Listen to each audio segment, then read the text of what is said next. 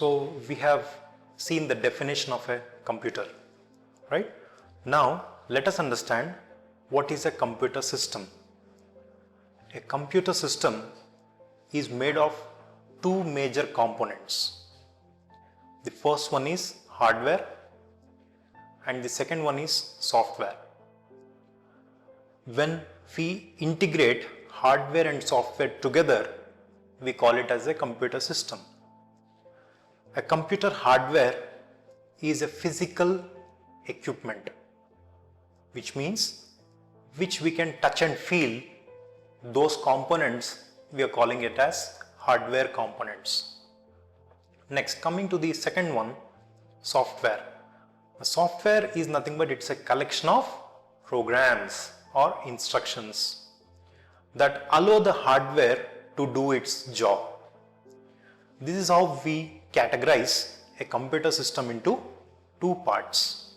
First one is the hardware and the second one is the software, right? Now let us understand few of the hardware components. The hardware components, the major hardware components are divided into 5 parts. The first part is input devices. The second one is central processing unit, CPU, what we call in short. The third one is primary storage devices. The fourth one is output devices, and we also have the fifth one as auxiliary storage devices. So these are the 5 major parts of a computer hardware. In input devices, we have many input devices. Like the very important and the default input device is keyboard, right? In a keyboard, we give the input to the system, right? The next one we have the central processing unit. As part of the block diagram, you can understand how the input devices are connected together, right? So in CPU, we have control unit. Next, we have memory unit. We also have arithmetic and logical unit. So these are the main things which are there as part of CPU, and the primary devices or the primary storage devices are also there as part of your CPU. And internally, it also has some of the auxiliary storage devices. Like you can use some disk or tapes, or you can also use some of the hard disk, external hard disk. You can connect any of those devices within the CPU. Exclusively, these are used for storing the content.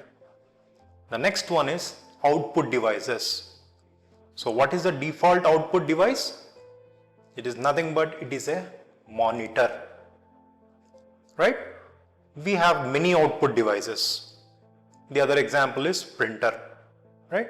Similarly, we have so many output devices like speakers, okay? These are the different output devices, right? Next, coming to the functionality of these hardware devices, definitely we require a software. Next, what do you mean by a software? A software is a collection of instructions. Now, this software is categorized into 2 types. The first one is system software and the second one is application software. Coming to the system software, we again divide it into 3 subcategories. The first one is operating system. The second one is system support, and the third one is system development. So these are the 3 which comes under the system software. We know the different operating systems, right? What is an operating system and how it functions to make the users interact with the devices. So we know the different operating systems, right? Next, coming to the system support, we see some of the device supporting softwares. Similarly, we have system development softwares. The other one very important softwares are application softwares. That is, there are some general purpose softwares and there are some application specific softwares.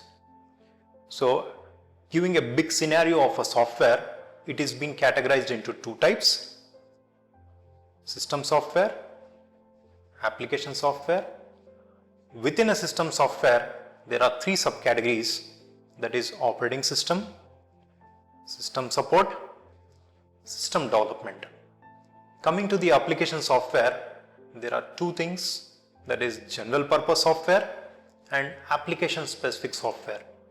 So these are the different softwares which are very much important to make the hardware devices function, right? This two together we call it as a computer system. So what is a computer system? It is the combination of hardware as well as software, right? So this is about computer system.